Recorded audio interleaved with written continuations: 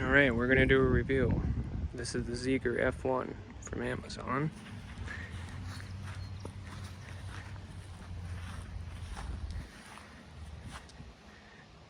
It's 48 volts, 1500 watt peak each motor, 3000 watt total. It is a dual motor bike. As far as the cockpit goes, aftermarket mirrors, aftermarket speaker did not come with, aftermarket battery power port light with dual motor switch right here. That is how you turn it on. You can go through the function. You see the total odometer on there right now. You can also track your ride too as well for your trip. I would recommend some mirrors if you're on the road. I do ride on the road mostly, which leads me to my next question or answer. You should get road tires, moped style like I did. They do come with stock Chow Yang's knobby tires like mountain bike tires. They are 26x4 tires. I went with Happy e-bike Vipress tires. They don't seem to be bad. I did get a puncture in the rear already, but I did get about 300 miles before getting a puncture per with those Chow Yangs. About every 50 miles or less on the road, you're getting a puncture. So these are thicker. I would recommend getting them. They do slow down the speed, it's no lie, maybe about 1 to 2 miles per hour. It's not a difference, especially on an e-bike. This can get up to 35 to 37 miles an hour. You're getting probably 34 miles, 35 miles an hour max now with these new tires. So it is a nice bike for only $1,000. I did get an extra battery. They are swappable with key. They do come right out. Have a key for that as well. That is the basics here.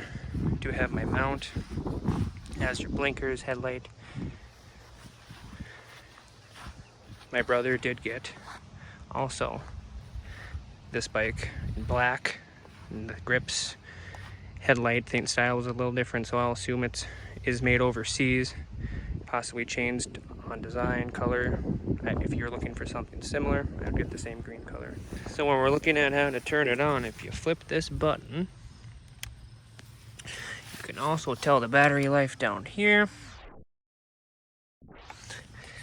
If you also turn on the display, it will show it as well here. Which right now, full battery.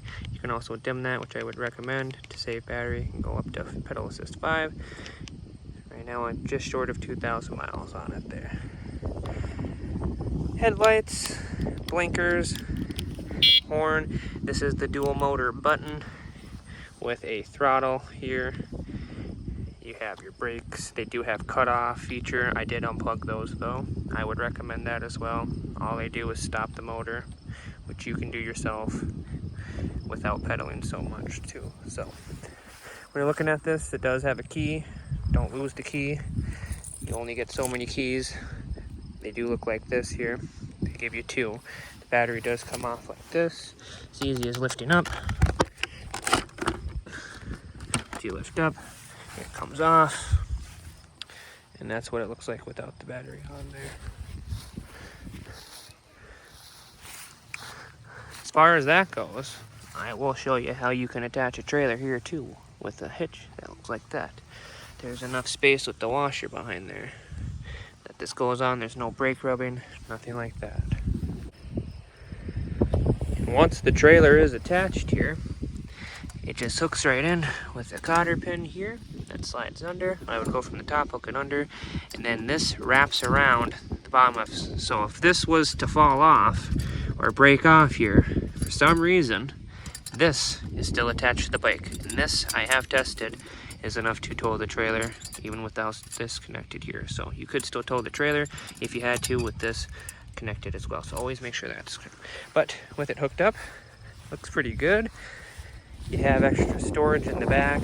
I would say with this trailer, kids in tow, equipment, you could say you could probably tow anywhere from 60 to 100 pounds there. 100 pounds I would say would be the max. I would say if you're using that dual motor, you could definitely pull it no problem, but you're going to eat through your battery really fast. You probably eat through a full battery within 15 miles or less pulling that full trailer if you were at 100 pounds. But I'd recommend staying under 60 pounds if you can, keeping it without the dual motor there. So I would say it's about 2 kids or 1 kid with backpacks, toys, everything in tow.